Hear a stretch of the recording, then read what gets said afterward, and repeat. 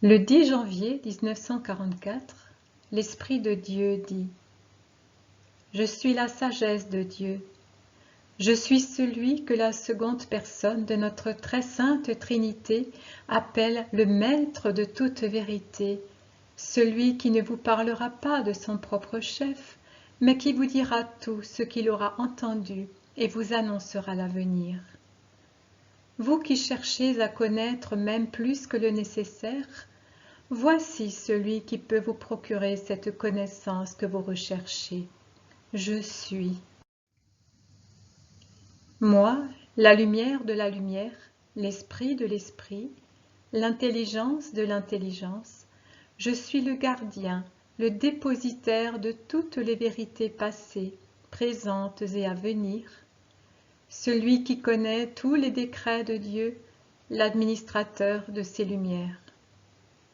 De même que, par mon conseil, je ne suis pas absent des œuvres du Créateur, de même que je ne suis pas absent du décret de la rédemption, je ne suis pas non plus absent de vous pour vous conseiller et vous guider avec la douceur de l'amour pour transformer les volontés que le Père vous propose en fait accomplies. Et je suis encore davantage.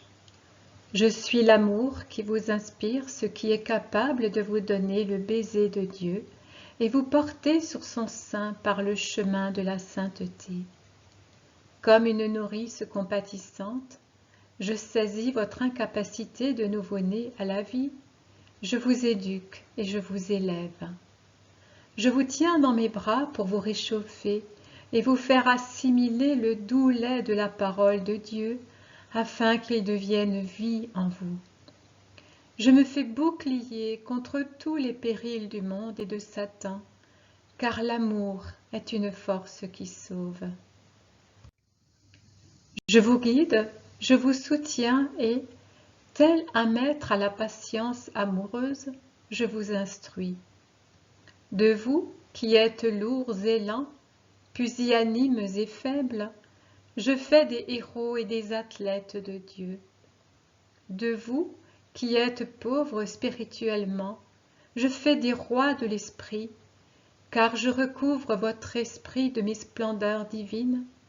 Je le place sur le plus grand trône qui soit, puisqu'il s'agit de mon trône de sainteté éternelle. Mais encore faut-il, pour me connaître, ne pas avoir d'idolâtrie au fond du cœur. Il faut croire à ce que j'ai sanctifié, croire à la vérité que j'ai illuminée. Il est indispensable d'abandonner l'erreur et de rechercher Dieu là où il est, et non pas là où se trouve l'ennemi de Dieu et de l'homme. Voulez-vous connaître la vérité? Oh, venez à moi. Moi seul peux vous la révéler. Et je vous la révèle de la façon dont ma bonté sait que c'est celle qui vous convient, pour ne pas troubler votre faiblesse d'homme et votre relativité. Pourquoi donc aimez-vous ce qui est tordu, compliqué, ténébreux? Aimez-moi qui suis simple, clair, lumineux, moi qui suis joie de Dieu et de l'Esprit. Voulez-vous connaître l'avenir de l'âme? Je vous l'enseigne en vous parlant d'une éternité qui vous attend dans un bonheur que vous ne pouvez concevoir. C'est dans un tel bonheur que, après ce séjour sur terre, cet unique séjour, vous vous reposerez en Dieu de toutes vos fatigues, de toutes vos peines. Vous oublierez la souffrance, car vous posséderez déjà la joie.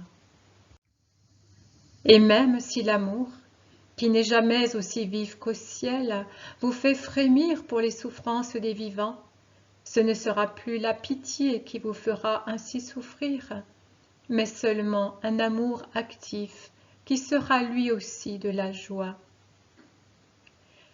Désirez-vous connaître les perfections du Créateur en toutes choses, les mystères de la création?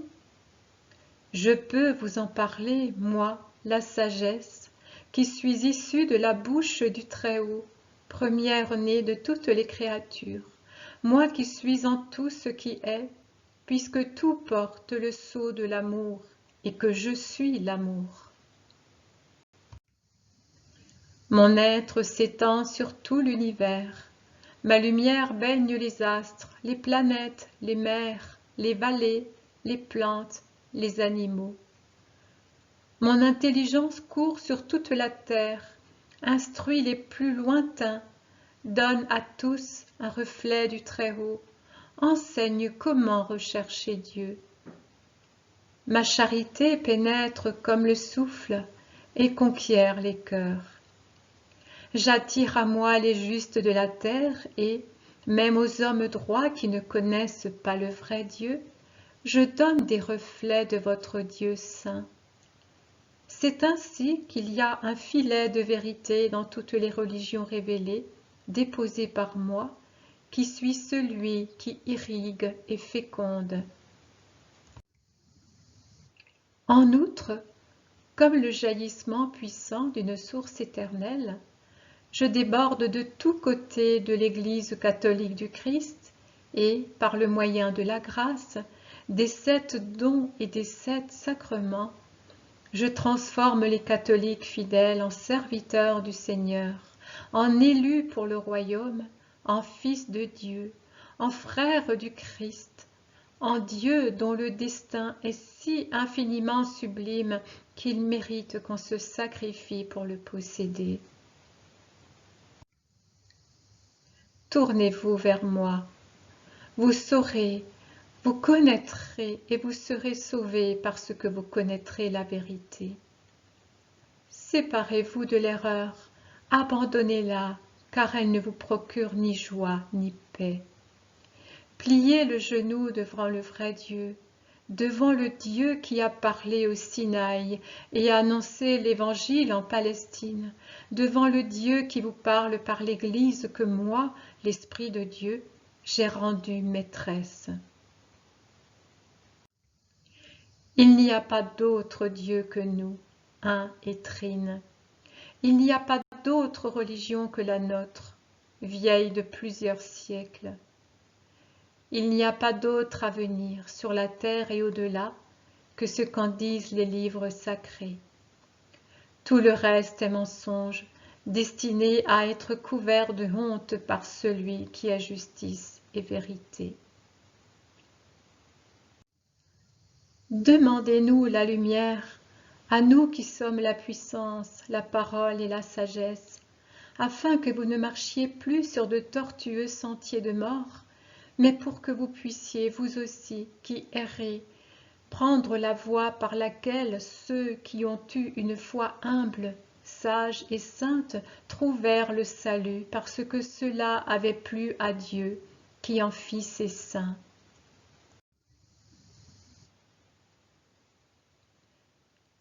Le 12 mai 1946, l'ange Azarias dit « N'as-tu jamais médité, ô mon âme, sur le symbole de cette langue de feu qui, comme tu l'as vu, s'est posée sur la tête de chaque apôtre, tandis qu'elle couronnait celle qui est toute sainte? Je veux te le faire comprendre. On vous dit généralement en forme de flamme pour être sensible aux apôtres et signifier l'amour et la lumière. C'est vrai, bien sûr, mais ce n'est pas tout. Le Paraclet pouvait venir de façon suffisante dans le grand vent impétueux et pénétrer dans le cénacle. Le rite eucharistique y avait déjà été accompli, autrement dit, le don du Dieu fait chair à ses fidèles afin qu'ils soient en eux même après la séparation et qu'ils ne soient pas désolés de l'absence de leur cher maître. Le Paraclet, tel un globe de merveilleuse splendeur, pouvait pénétrer et rester là pour éclairer les esprits qui devaient parler au monde du vrai Dieu et de son Christ. Mais le Paraclet ne se borna pas à cela.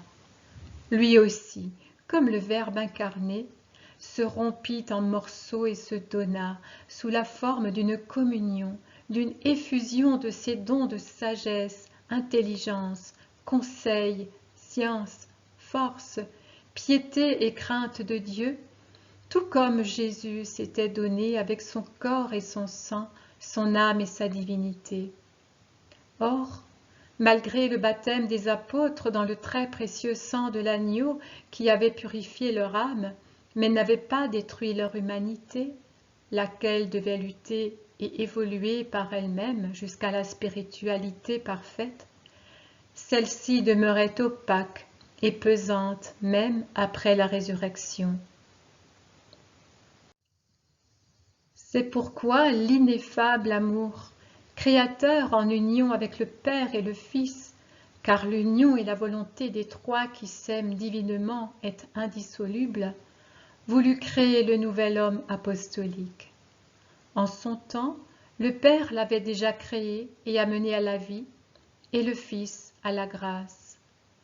Le Paraclet, agissant sur ces deux créations, voulut les compléter et les perfectionner, en brûlant en l'homme apostolique les scories les plus toxiques et pesantes de l'humanité tenace, située dans la tête où les 5 sens sont réunis au service de la sensualité matérielle, où est renfermé l'organe qui préside aux sensations et les transmet aux organes plus lointains, et où se trouve l'agent de la pensée. Vision de la descente de l'Esprit Saint à la Pentecôte. Et puis voilà la lumière, le feu, l'Esprit Saint, qui entre avec un dernier bruit mélodieux sous la forme d'un globe très brillant et ardent dans la pièce close, sans remuer les portes et les fenêtres, et qui plane un instant au-dessus de la tête de Marie, à environ 3 palmes de sa tête qui est maintenant découverte, car Marie, voyant le feu Paraclet, a levé les bras comme pour l'invoquer, et a rejeté la tête en arrière avec un cri de joie, avec un sourire d'amour sans bornes. Et après cet instant, où tout le feu de l'Esprit Saint, tout l'amour est rassemblé au-dessus de son épouse, le globe très saint se partage en 13 flammes mélodieuses et très brillantes, d'une lumière qu'aucune comparaison terrestre ne peut décrire, et descend pour baiser le front de chaque apôtre. Mais la flamme qui descend sur Marie n'est pas une flamme dressée sur son front qu'elle baise, mais une couronne qui entoure et ceint comme un diadème sa tête virginale, en couronnant comme reine la fille, la mère, l'épouse de Dieu, la Vierge incorruptible, la toute belle, l'éternel aimé et l'éternel enfant, que rien ne peut avilir, et en rien, celle que la douleur avait vieillie, mais qui est ressuscitée dans la joie de la résurrection, partageant avec son Fils un accroissement de beauté et de fraîcheur de la chair, du regard, de la vitalité, ayant déjà une anticipation de la beauté de son corps glorieux, monté au ciel pour être la fleur du paradis. L'Esprit Saint fait briller ses flammes autour de la tête de l'aimé.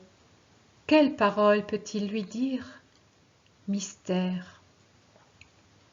Son visage béni est transfiguré par une joie surnaturelle et rit du sourire des séraphins pendant que des larmes bienheureuses semblent des diamants qui descendent le long des joues de la bénie, frappées comme elles le sont par la lumière de l'Esprit Saint. Le feu reste ainsi quelque temps, et puis il se dissipe. De sa descente, il reste comme souvenir un parfum qu'aucune fleur terrestre ne peut dégager, le parfum du paradis. Les apôtres reviennent à eux, Marie reste extasiée. Elle croise seulement les bras sur sa poitrine, ferme les yeux, baisse la tête. Elle continue son colloque avec Dieu, insensible à tout. Personne n'ose la troubler.